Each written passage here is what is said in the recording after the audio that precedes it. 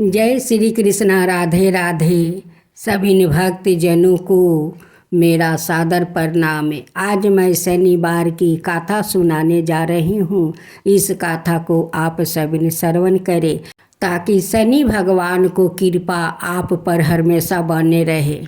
जय शनिदेव। सबसे पहले आपका स्वागत है इस दिव्य साक्षात्कार में। शनिदेव जय श्री राम। मेरा आशीर्वाद सभी भक्तों पर बने रहे।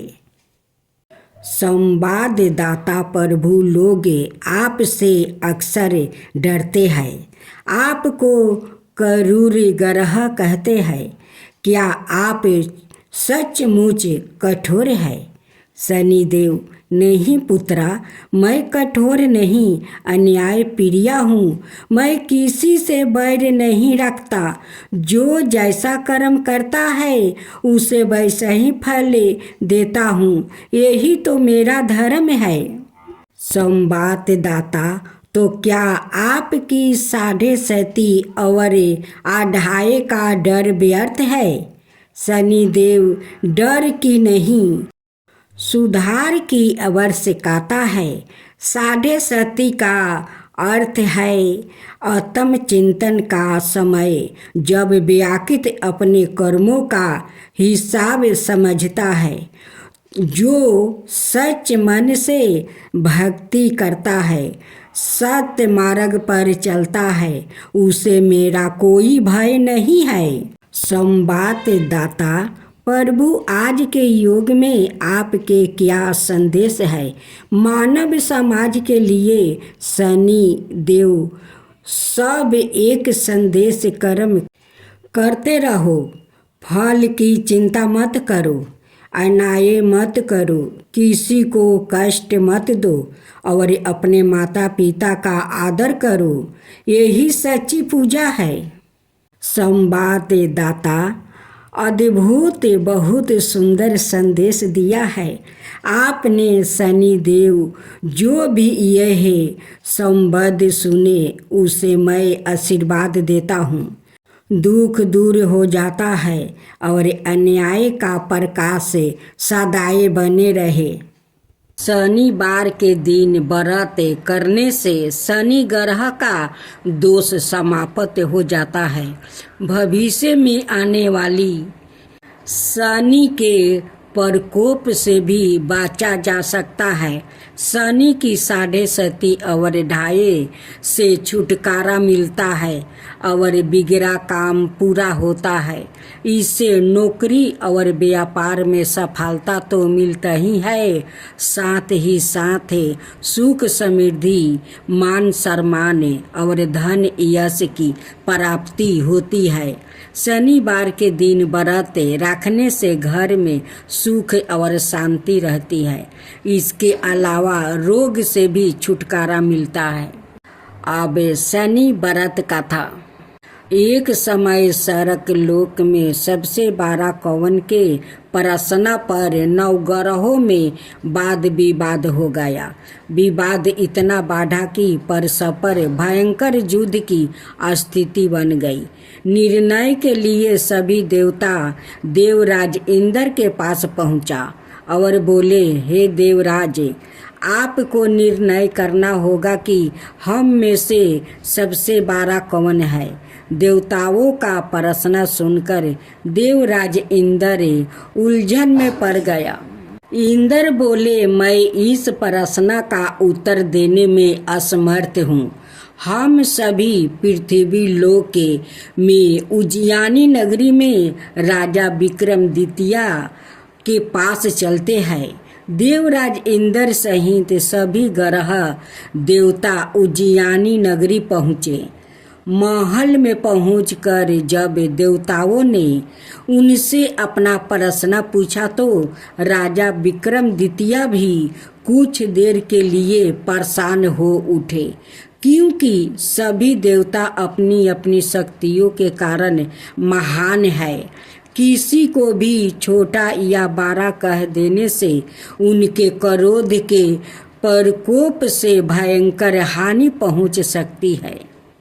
अचानक राजा विक्रमादित्य को एक उपाय सूझा और उन्होंने विभिन्न धातुओं स्वर्ण, रजत, चांदी, कांसा, तांबा, सीसा, रंगा, जस्ता, अब्रक, लोहे के 9 आसन बनवाए। धातुओं के गुणों के अनुसार सभी आसनों को एक दूसरे के पीछे रखवा कर उन्होंने देवताओं को अपने अपने सिंहासन पर बैठने को कहा। देवताओं के बैठने के बाद राजा विक्रमादित्य ने कहा, आपका निर्णय तो सवाय हो गया। जो सबसे पहले सिंहासन पर विराजमान है वही सबसे बड़ा है। राजा विक्रमादित्य के निर्णय को सुनकर शनि देवता ने सबसे पीछे आसन पर बैठने के कारण अपने को छोटा जानकर क्रोधित होकर कहा, राजा विक्रमादित्य, तुमने मुझे सबसे पीछे बैठाकर मेरा अपमान किया है। तू मेरी शक्तियों से पराजित नहीं हो, मैं तुम्हारा सर्वनाश कर दूंगा। शनि ने कहा, सूर्य एक राशि पर 1 महीने रहते हैं, चंद्रमा 2.25 दिन, मंगल 1.5 महीने, बुध और शुक्र 1 महीने रहते हैं, बृहस्पति 13 महीने रहते हैं।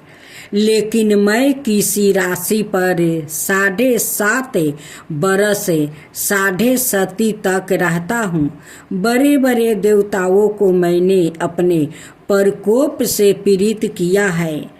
राम को 7.5 के कारण ही वन में जाकर रहना पड़ा और रावण को 7.5 के कारण ही युद्ध में मृत्यु का शिकार बनना पड़ा। राजा, अब तू भी मेरे प्रकोप से नहीं बच सकेगा। इसके बाद अनाए ग्रहों के देवता तो प्रसन्नता के साथ चले गए, परंतु शनि देव बड़े क्रोध के साथ वहां से विदा हुआ। राजा विक्रमादित्य पहले की तरह ही अन्याय करते रहे। उनके राज्य में सभी स्त्री पुरुष बहुत आनंद से जीवन बिता रहे थे। कुछ दिन ऐसे ही बीत गया। उधर शनि देवता अपने अपमान को भूले नहीं थे। विक्रमादित्य से बदला लेने के लिए एक दिन शनि देव ने घोड़े के व्यापारी का रूप धारण किया और बहुत से घोड़ा के साथ उज्जैनी नगरी पहुंच गया। राजा विक्रमादित्य ने राज्य में किसी घोड़े के व्यापारी के आने का समाचार सुना तो अपने अश्वपाल को कुछ घोड़े खरीदने के लिए भेज दिया। घोड़े बहुत कीमती थे।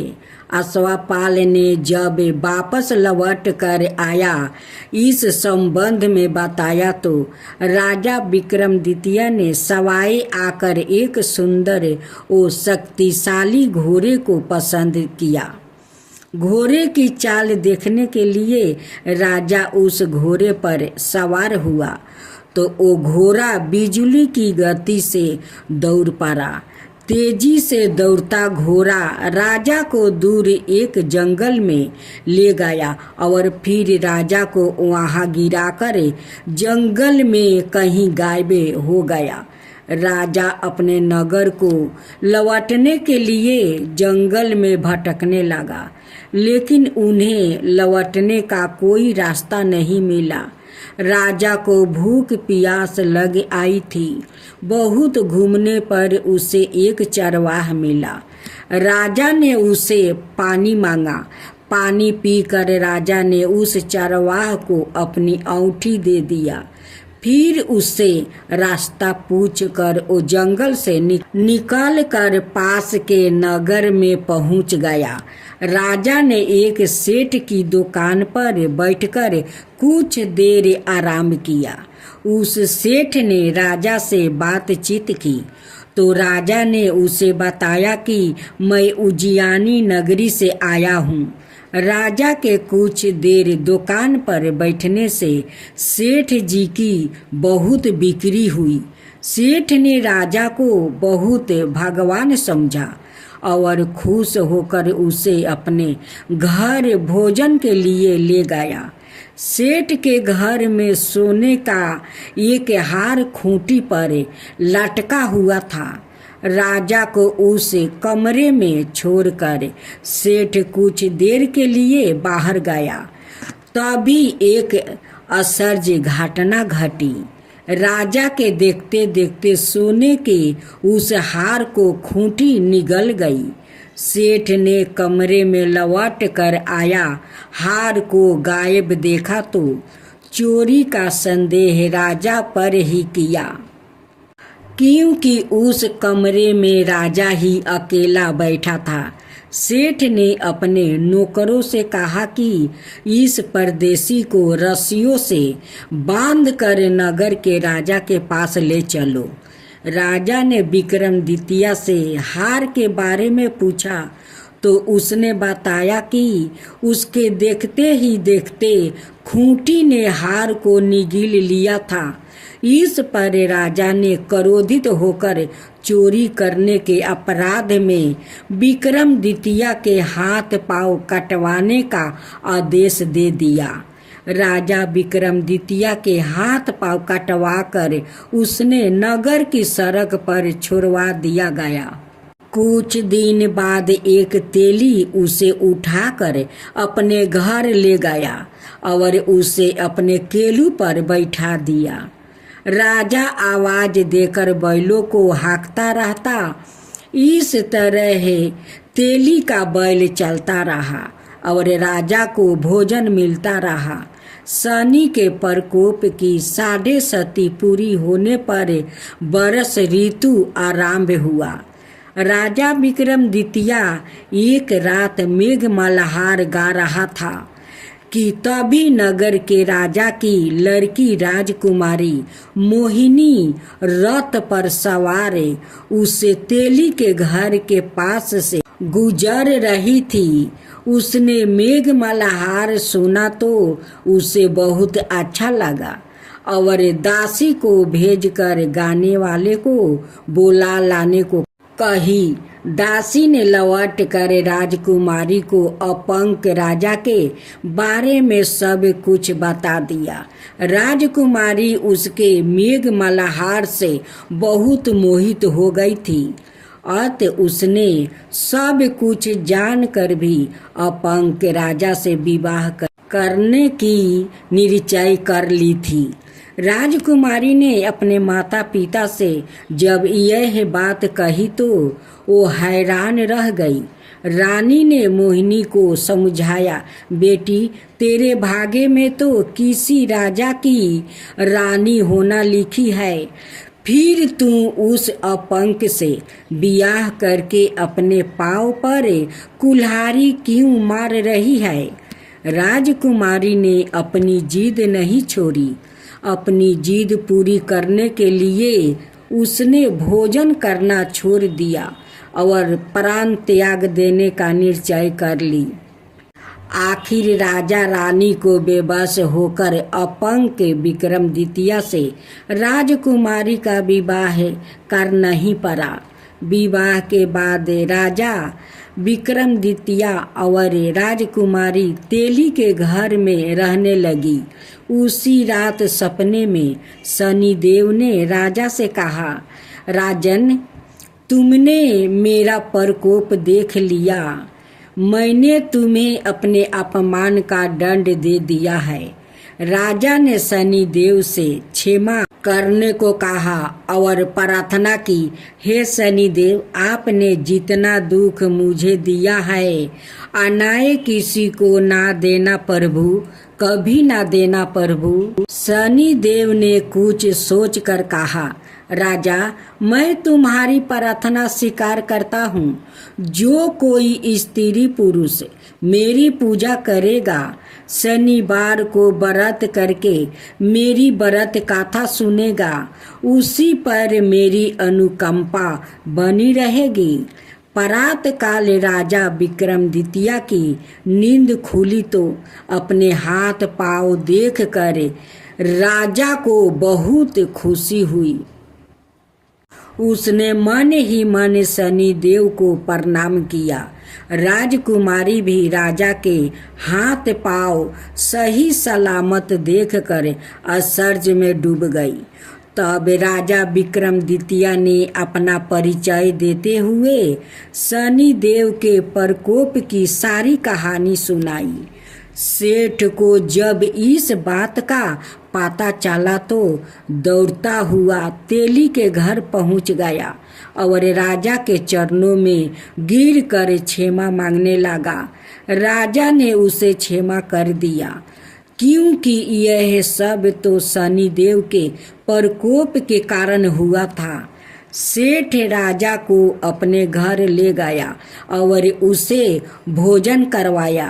भोजन करते समय वहाँ एक आश्चर्य घटना घटी। सबके देखते देखते उस खूंटी ने हार उगील दिया। सेठ जी ने अपनी बेटी का विवाह भी राजा के साथ कर दिया और बहुत से स्वर्ण आभूषण धन आदि देकर राजा को विदा किया। राजा विक्रमादित्य राजकुमारी मोहिनी और सेठ की बेटी के साथ उज्जैनी पहुंच गया तो नगरवासियों ने हर्ष से उनका स्वागत किया। अगले दिन राजा विक्रमादित्य ने पूरे राज्य में घोषणा करवाई कि शनि देव सबसे देवों में सर्वश्रेष्ठ है। प्रत्येक स्त्री पुरुष शनिवार को उनका व्रत करे और व्रत कथा अवश्य सुने। राजा विक्रमादित्य की घोषणा से शनि देव बहुत प्रसन्न हुआ। शनिवार का व्रत करने और व्रत कथा सुनने के कारण सभी लोग की मनोकामना शनि देव की अनुकंपा से पूरी होने लगी। सभी लोग आनंद पूर्वक रहने लगा। नीलंजन समाभास रवि पुत्र यम गर्जम छाया मरिटंडे संभूते नमामि शनिचरम। शनि चालीसा।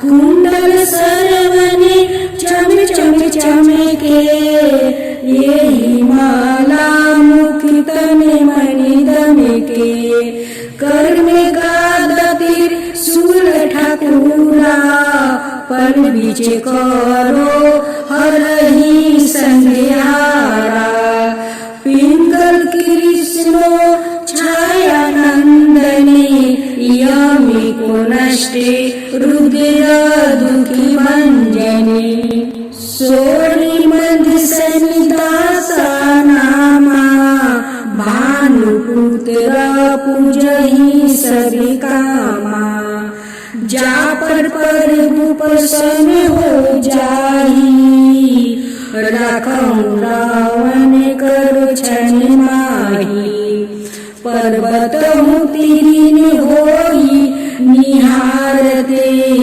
तीरिनहु को पर्वते करी डारते। राज मिलत बने राम ही दिन हो, के कहूँ की मति हरही न हो। बनहु में मृगा कपट देखाई, मातु जाने की गई चुराई। लखे नहीं सकती बिकल करी डारा, मचिंगी दल में हाहाकारा मचा। रावण की गति मति बुराई, रामचंद्र सो बड़ बढ़ाई। दियो कोटि करी कंचन लंका, बजी बजंगे वीर की डंका। नृप विक्रम पर तोहि पंगु धारा, चित्र मौरी निगिरी गयो हारा। हर नौलाखा लगायो चोरी, हाथ पर डलवायो तोरी। भारी दासा निकष्टि दिखावे, तेलही घर में केलु चलवायो। बिना रंगे दीपक माहे की न हो, तब प्रसन्न प्रभु है सुखी दिन हो। हरिचंद्र निरीपी नारी बिकानी, आपहु भरो डूम घर पानी। तैसे नल पर दासा सिरानी, भंजू बिने कूद गई पानी। श्री शंकराई गरो जब जाई, पार्वती को सती कराई। तानी की बिलोकत ही करी सीरा, नभे उड़ी गयो गौरी सुती सीता।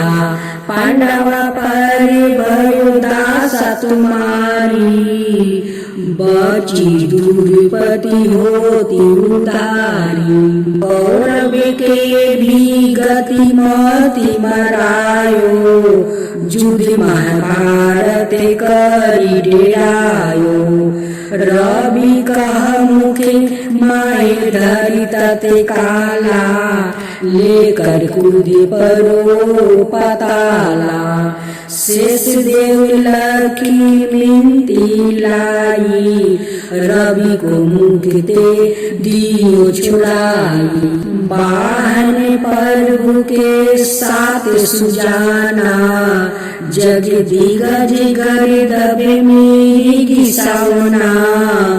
जम्बुक सिंह यदि नखधारी, सो फल ज्योति से कहत पुकारी। गज वाहन लक्ष्मी गिरहे आवे, हाय ते सुख संपत्ति उपजावे।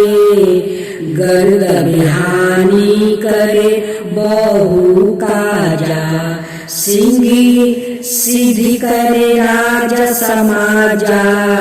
शंभु की बुद्धि नष्ट करे डारे, मीर दे कष्टि परान संहारे। जबे आवही प्रभु सवन सवारी, चोरी आदि होए डर भारी।